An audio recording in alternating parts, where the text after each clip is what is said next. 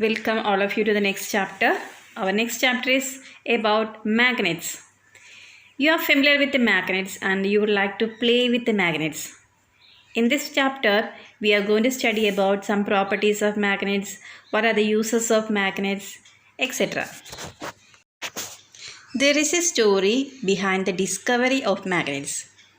It is believed that magnets were discovered in Greece.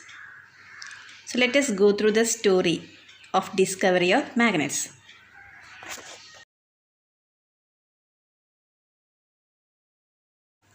Long ago, there was a shepherd named Magnus lived in Greece.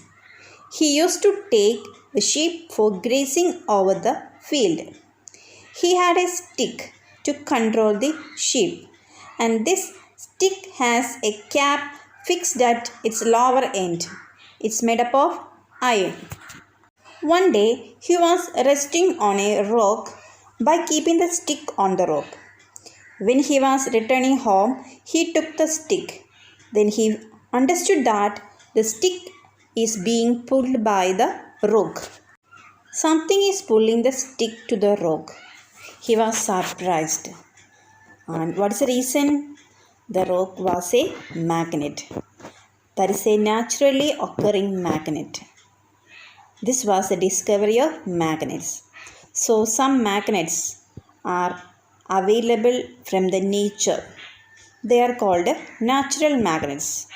And we name the natural magnets as magnetite. The name came from the name of the shepherd. What was his name? Magnus. So the naturally occurring magnets are known as magnetite. So there are natural as well as artificial magnets available. The natural magnet is magnetite. Then which are the artificial magnets? Artificial magnets are available in different shapes such as bar magnets. They have bar shape. The horseshoe magnets is also known as U-shaped magnets. Then round shaped magnets, spindle shaped magnets. Magnets are available in different shapes. There are two different types of materials known as magnetic materials and non-magnetic materials. What do you mean by magnetic materials? The materials which are attracted by a magnet are known as magnetic materials. For example, materials made up of iron, nickel, cobalt. They are examples of magnetic materials. When you bring things made of iron towards a magnet, we know that it will get attracted to the magnet. Similarly, things made of nickel and cobalt also are attracted towards a magnet. So we call these materials as magnetic materials. Magnetic materials are defined as the materials made of iron, nickel or cobalt. Then what are non-magnetic materials? The materials which are not attracted by a magnet. If you bring these things towards a magnet, it will not get attracted by it. We are familiar with it. If you bring a rubber or plastic object, things made of wood, bricks, etc., they will not get attracted by these magnets. So we call them as non-magnetic materials. There are a lot of examples for non-magnetic materials. The materials made of other than iron, nickel and cobalt are known as non-magnetic. Next, we are going to study the important part of this chapter, properties of magnets. The first property of magnet is, a magnet has two poles. If you take a bar magnet, for example, take a bar magnet. Why we call this magnet as bar magnet? Because this is having a shape of a bar. A magnet, whatever may be the shape, has two poles and we name the two poles as North Pole and South Pole. These are the two poles of a magnet.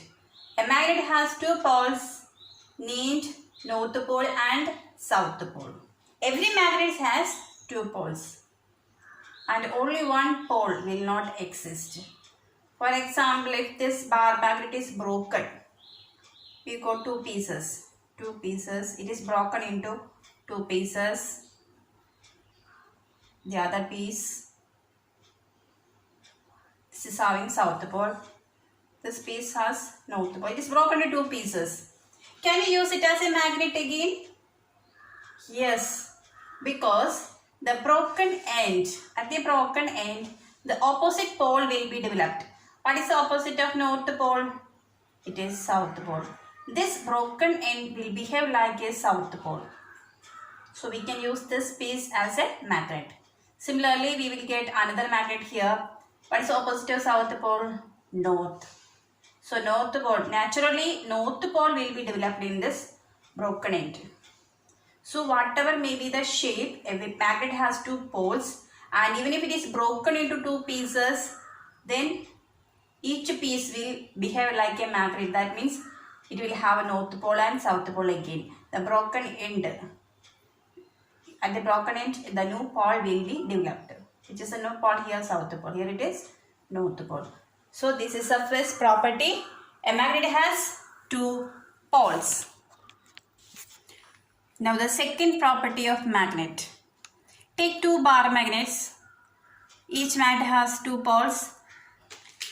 If you bring the south and south towards each other, what will happen? They will repel each other. They will repel. So south and south will repel each other. Similarly, if you bring these two north poles towards each other, what will happen? Two north poles, they will also repel each other. So if you bring two south or two north towards each other, they will repel each other.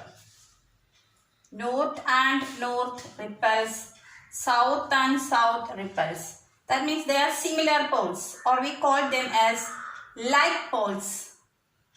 Like poles repel each other. Like poles repel each other. So what about unlike poles? Unlike poles means one side north south, other side we are keeping the north here, north pole here and south here. What will happen if you bring the south of one magnet towards the north of another magnet? What will happen? They will attract each other. So north and south, or south and north, they will attract each other. So north and south we will call as unlike poles. Unlike poles attract each other. This is a second property of magnets. Similar poles or like poles repel each other, and unlike poles attract each other.